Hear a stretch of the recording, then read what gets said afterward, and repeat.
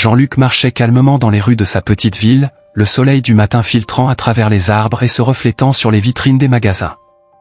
À 35 ans, il se sentait partie intégrante de cette communauté, un avocat respecté des droits de l'homme, luttant toujours pour la justice et l'égalité. En croisant un groupe de personnes, il échangeait des sourires et des signes de la main, se sentant connecté à ceux qui l'entouraient. « C'est une belle journée, n'est-ce pas ?» a commenté une vieille dame qui vendait des fleurs au coin de la rue. « Oui, très beau. La météo semble parfaite pour un nouveau départ, » a répondu Jean-Luc, un clin d'œil dans les yeux.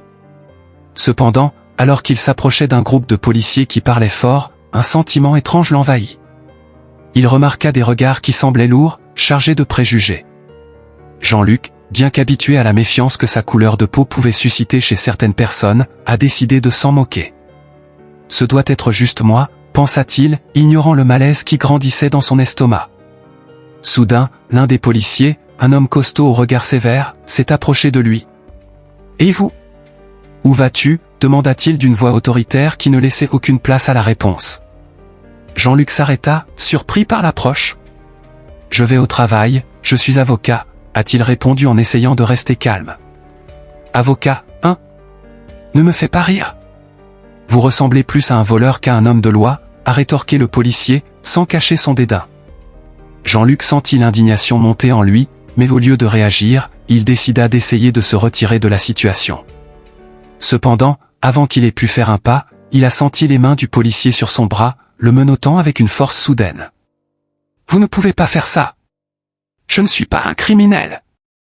s'exclama Jean-Luc, sa voix résonnant dans la rue. Mais ses paroles ont été ignorées. Il a été traîné vers la voiture de police, tandis que les rires des autres policiers résonnaient à ses oreilles. « Encore un jour de service, hein » s'est moqué l'un des officiers, faisant battre le cœur de Jean-Luc. Que se passait-il? Comment lui, un avocat respecté, avait-il été réduit au rang de criminel en quelques minutes?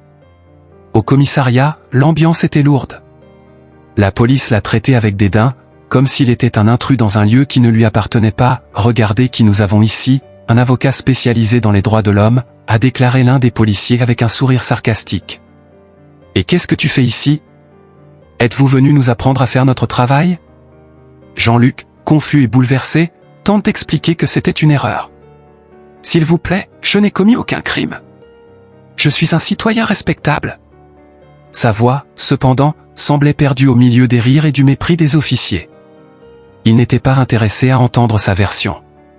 Pour eux, la couleur de leur peau suffisait à justifier l'humiliation. Alors qu'il est enfermé dans une cellule minuscule, Jean-Luc sent le poids des préjugés et de l'injustice peser sur ses épaules. Il s'assit sur le banc froid, son esprit cherchant des réponses. Comment en était-on arrivé là? Il avait consacré sa vie à lutter contre l'oppression et les inégalités, et se retrouve désormais emprisonné, traité comme un criminel. Le silence dans la cellule était assourdissant et la solitude l'enveloppait comme une lourde couverture. « Cela ne peut pas arriver », murmura-t-il, ressentant un mélange de colère et de désespoir. « Je dois trouver un moyen de sortir d'ici. » Il a commencé à réfléchir sur sa carrière, ses réalisations dans la lutte pour les droits de l'homme et sur le fait que tout cela lui semblait si loin à ce moment-là. Que ferait-il maintenant? L'idée que son combat pourrait être vain le tourmentait, mais il savait qu'il ne pouvait pas abandonner. La lutte pour la justice était plus qu'une profession, c'était une partie intrinsèque de qui il était. Jean-Luc s'appuya contre la paroi froide de la cellule, sentant le poids de l'injustice palpiter dans sa poitrine. Les barres de fer qui le retenaient captif semblaient refléter non seulement la prison physique, mais aussi la prison invisible des préjugés qui le retenaient. Il ferma les yeux, essayant d'ignorer les échos de rires et de blagues venant du couloir. Il se souvenait de son enfance, de ses résultats scolaires et de la fierté qu'il ressentait à aider les autres en tant qu'avocat spécialisé dans les droits de la personne. Comment lui, un homme respecté, avait-il fini derrière les barreaux, traité comme un criminel? C'est une blague, n'est-ce pas? Marmonna Jean-Luc pour lui-même, le ton amer de sa voix résonnant presque dans la cellule vide. Il se souvenait des paroles de sa mère, qui insistait toujours sur le fait que la dignité d'un homme ne se mesure pas aux circonstances, mais à la manière dont il y réagit. Et malgré son désespoir, il refusait de se laisser vaincre. Que pouvais-je faire d'autre qu'attendre? En attendant que la vérité prévale, que quelqu'un se rende compte de l'injustice qui était commise à son encontre. De l'autre côté du commissariat, Olivier, l'un des policiers, a observé la scène. Il ne pouvait ignorer l'image de Jean-Luc, assis dans sa cellule, la tête baissée et une expression de douleur qui semblait traverser le mur. C'était un homme qui, malgré la situation humiliante, gardait une dignité qu'Olivier ne pouvait ignorer. Il s'éloigna du groupe de camarades encore amusés par la situation, un rire nerveux et cruel s'échappant de leur bouche. « Et Olivier, pourquoi ne nous rejoins-tu pas? Vous manquez la meilleure partie du spectacle. » a crié l'un des policiers en faisant une grimace qui a provoqué des rires autour de lui. Olivier secoua la tête, rejetant le commentaire. « C'est juste un homme, les gars. Ce n'est pas un monstre. » Les mots ressemblaient plus à une déclaration qu'à une question, ce qui fit taire les autres, un silence tendu s'emparant du groupe. « Est-ce que tu te sens mal à propos de ça? N'oubliez pas ce qu'il est. Il n'a pas sa place ici, » a répondu l'un des officiers, plein de sarcasme. Olivier sentit une vague de frustration monter dans son corps. L'aversion et le mépris dont faisaient preuve ses collègues étaient palpables, mais il ne pouvait pas les accepter. Quelque chose en lui disait qu'il y avait plus dans l'histoire de Jean-Luc qu'il ne voulait le voir. « Je vais l'enquêter un peu plus », déclara Olivier, décidant qu'il avait besoin de savoir qui était réellement cet homme traité comme un criminel. Il s'éloigna, laissant derrière lui un rire cruel, et se dirigea vers son ordinateur dans la salle d'épreuve. Alors qu'il tapait le nom de Jean-Luc, une vague de conscience commença à se former dans son esprit. Il ne pouvait pas simplement ignorer la situation, il ne pouvait pas se permettre de se rallier aux préjugés qui imprégnaient sa propre équipe. Pendant ce temps, à l'intérieur de la cellule, Jean-Luc entendit le bruit des touches enfoncées. Il releva la tête, essayant d'écouter plus attentivement. Serait-ce une opportunité? Quelque chose en lui croyait encore que la justice pouvait prévaloir. Le temps a semblé s'écouler, mais la tension dans le commissariat a commencé à changer lentement. Olivier, déterminé, cherchait des informations sur l'homme qu'il avait vu en cellule et qui, pour une raison quelconque, commençait à être considéré comme quelqu'un de digne de respect. « Jean-Luc !» « Jean-Luc !» murmurait Olivier, tandis que les pages internet s'ouvraient sur l'écran. Il a lu les victoires de l'avocat, ses combats en faveur des droits de l'homme, les affaires qui ont changé des vies. Les mots sont sortis de l'écran et se sont mêlés aux souvenirs d'Olivier de sa lutte contre les préjugés dans sa propre jeunesse. Il ne pouvait pas rester les bras croisés pendant que Jean-Luc souffrait.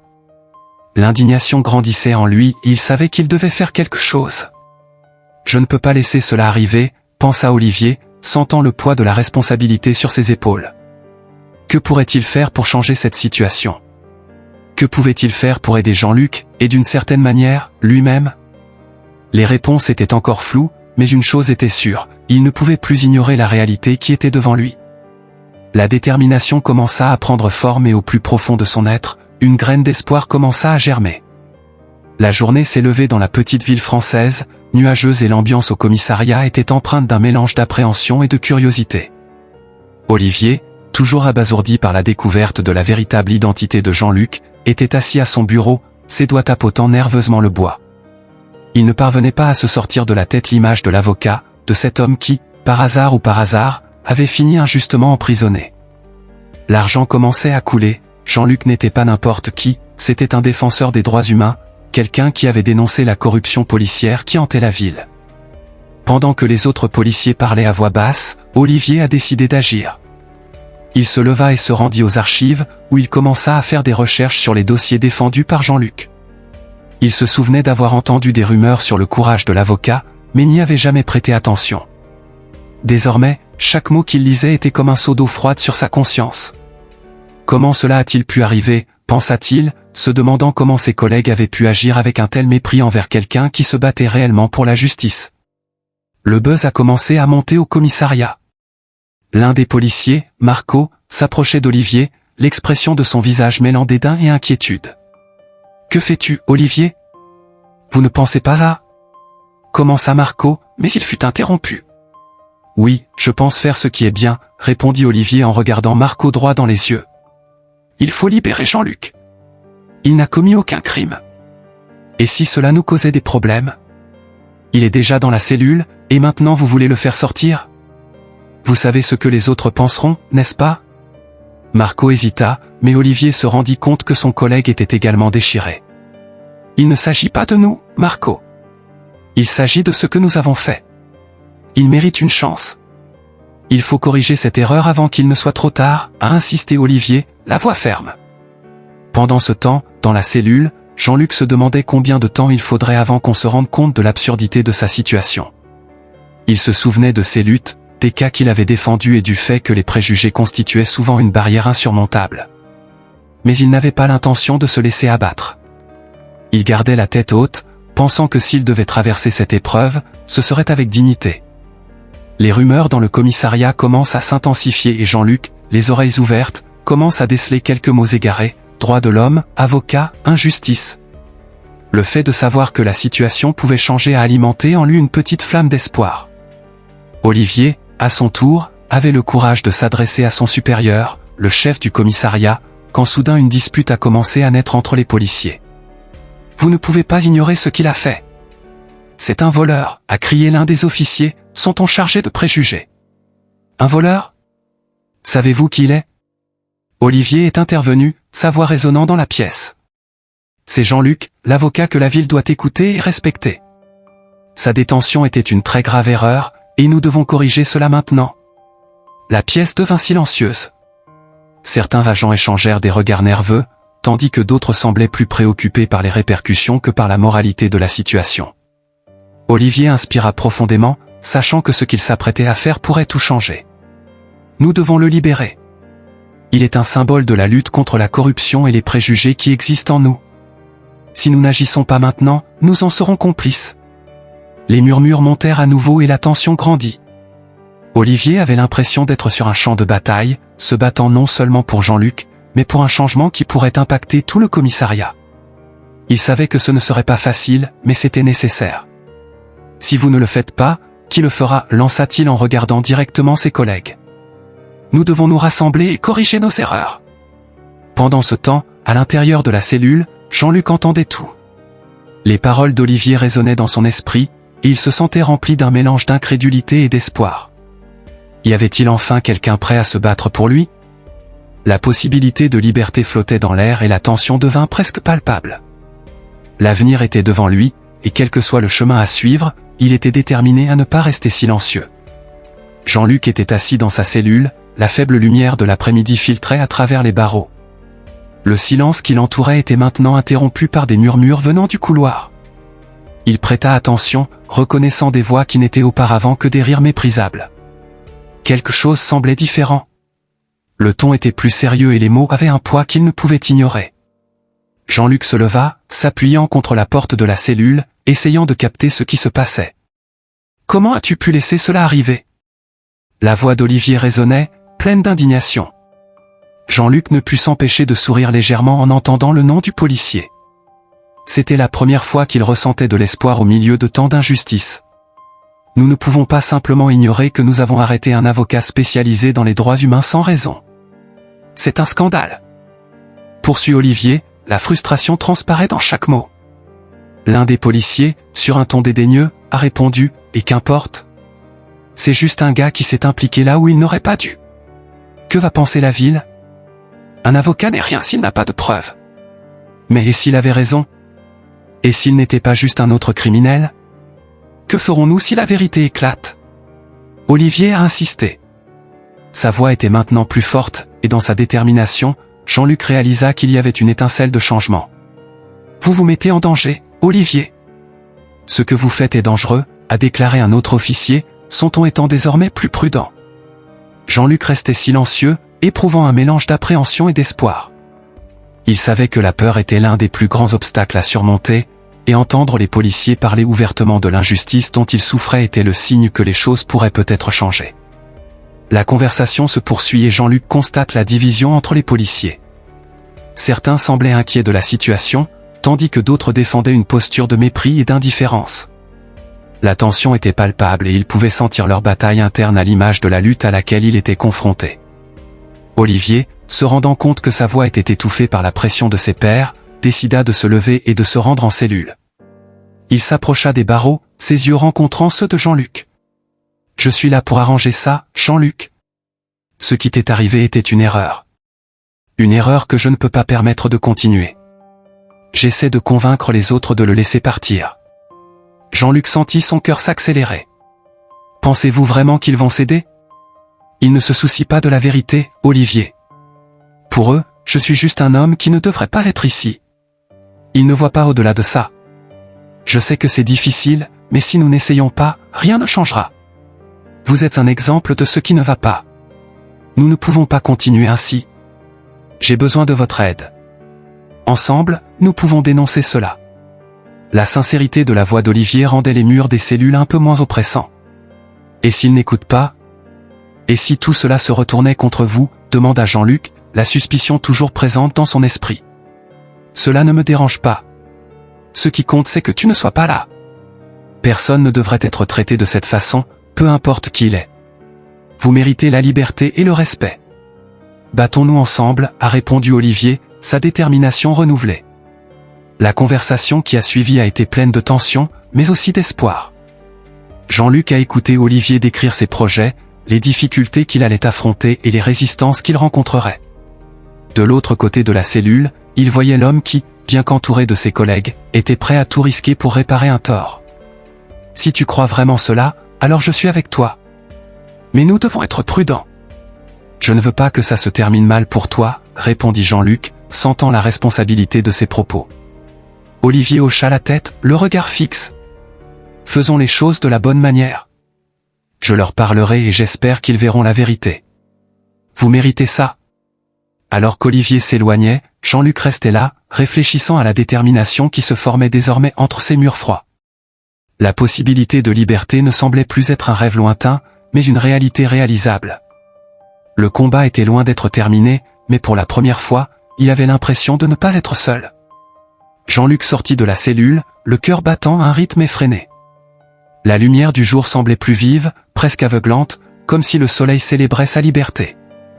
Cependant, la tension planait toujours dans l'air, comme un nuage menaçant. Il regarda Olivier, qui l'attendait près de la porte, avec un air mêlé de soulagement et de culpabilité. « Je suis désolé pour tout ça, Jean-Luc, » dit Olivier, le regard sincère, mais rempli d'un poids qui ne semblait pas pouvoir être dissipé par les seuls mots. « Je ne savais pas qui tu étais. Personne ne le savait. » Jean-Luc inspira profondément, essayant d'organiser ses pensées. « Et est-ce que cela justifie ce qui s'est passé? N'as-tu pas vu que j'étais un être humain, un citoyen ?» L'indignation monta dans sa voix, mais il sentit que, en partie, la colère était également dirigée contre lui-même. Ce qui s'était passé était le reflet d'une société qu'il avait toujours cru en train de changer. « Je ne suis pas comme eux, je ne veux pas que tu penses comme ça, » insiste Olivier, la voix tremblante, comme pour se défendre d'une accusation. « Vous ne l'êtes peut-être pas, mais beaucoup de ceux qui sont là-dedans le sont. Et ils ne changent pas simplement parce que vous avez décidé d'agir correctement, » répondit Jean-Luc en accentuant le dernier mot. Il était conscient du pouvoir de la vérité, mais aussi du poids du silence et de l'apathie. Olivier regarda le sol, la honte évidente sur son visage. « Je ne peux pas changer le passé, mais je peux essayer de faire une différence dans le futur. S'il vous plaît, dites-moi ce que je peux faire. » Pendant ce temps, la nouvelle de l'arrestation de Jean-Luc se répandit rapidement dans toute la ville. Il avait à peine fait quelques pas hors du commissariat lorsqu'il entendit les cris lointains des manifestants. Son cœur se serra lorsqu'il réalisa que la ville, qui avait été si paisible, bourdonnait désormais de protestations. Justice pour Jean-Luc. Et pour la dignité de tous. Résonnait dans les rues, comme un cri collectif pour le changement. Écoute, tu dois t'éloigner d'ici, suggéra Olivier en essayant de le ramener à l'intérieur. Ils sont très agités. Je ne sais pas comment cela va se terminer. Je ne peux pas me cacher, répondit Jean-Luc, la détermination prenant le dessus sur son être. Ils se battent pour quelque chose de plus grand que moi. Ils se battent pour la justice, pour la dignité. Et je ne vais pas m'en éloigner. Olivier hésita, mais le look de Jean-Luc le convainquit. Alors allons-y ensemble. Vous devez leur parler, dit-il résolument. Ensemble, les deux hommes se dirigent vers la porte principale du commissariat. Lorsqu'ils sont partis, l'air était chargé d'émotion. La foule s'est rassemblée devant la salle, les voix s'entremêlant dans un refrain puissant. Jean-Luc leva la main pour demander le silence, à sa grande surprise, la foule commença à écouter.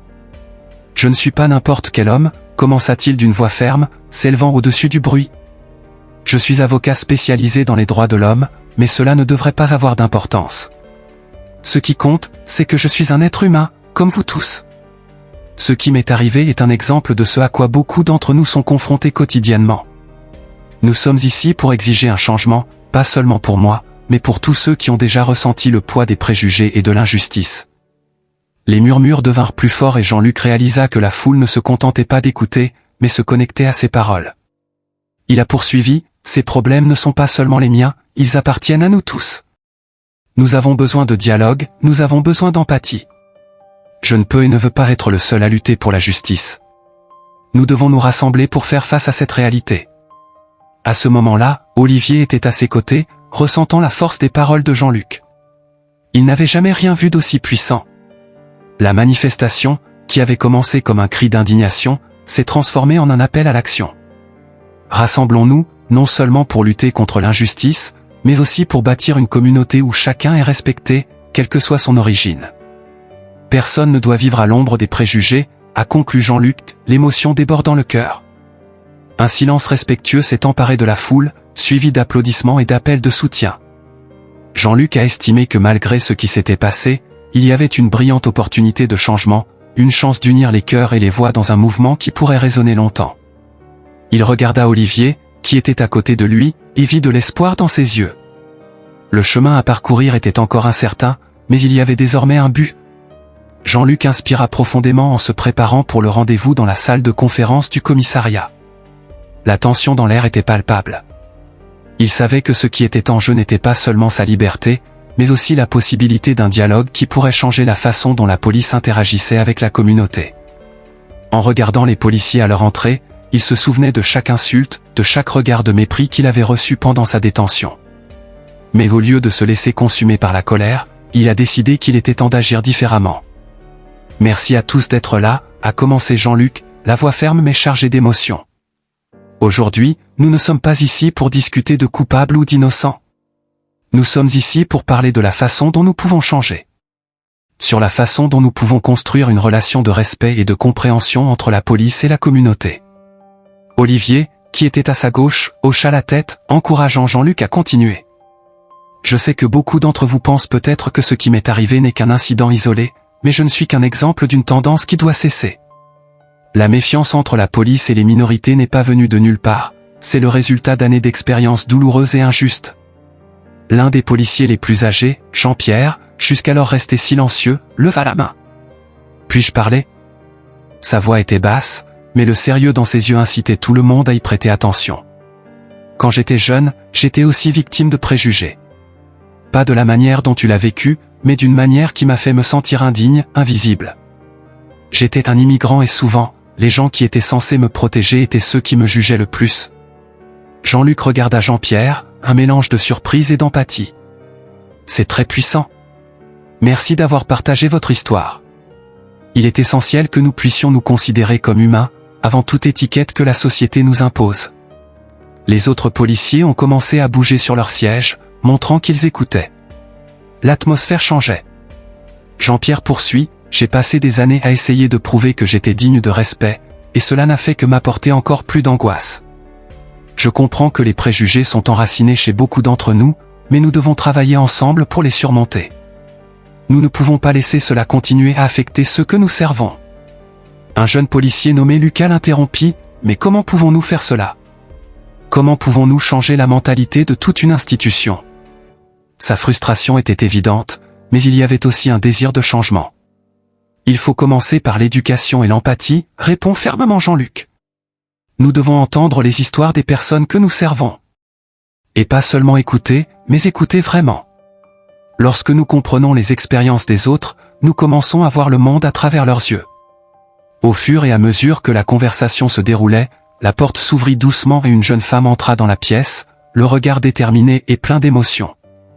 Désolé de vous interrompre, mais j'avais besoin d'être là.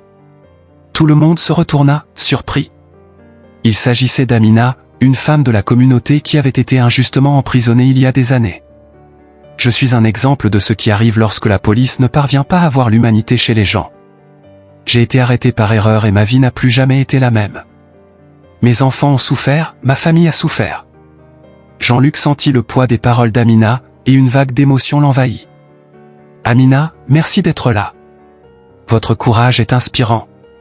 Elle a poursuivi, la voix tremblante, je ne veux pas que quelqu'un d'autre vive ce que j'ai vécu.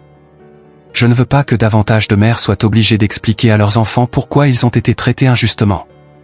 Nous avons besoin de changement, et cela commence ici, avec vous. » Tout le monde dans la pièce était désormais attentif, et un silence respectueux envahissait l'espace. Les paroles d'Amina résonnaient comme un appel à l'action. Jean-Luc a estimé que ce moment était crucial. Il a regardé chaque officier présent, leur souhaitant de voir l'ampleur de l'impact que leurs actions pourraient avoir sur la vie des gens. « Nous sommes là pour écouter, apprendre et changer », a déclaré Jean-Luc avec une conviction renouvelée. « Nous profiterons de cette opportunité non seulement pour corriger nos erreurs, mais aussi pour construire une nouvelle relation avec la communauté.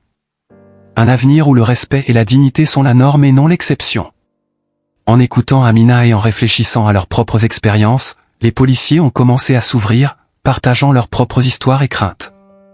La conversation, qui avait commencé tendue et pleine de méfiance, s'est transformée en un dialogue puissant et honnête. Jean-Luc réalise que malgré les difficultés, il y a une lueur d'espoir. Et tandis que chacun partageait son histoire, la salle est devenue un espace de guérison et de compréhension, où le passé pouvait enfin céder la place à un avenir plus juste,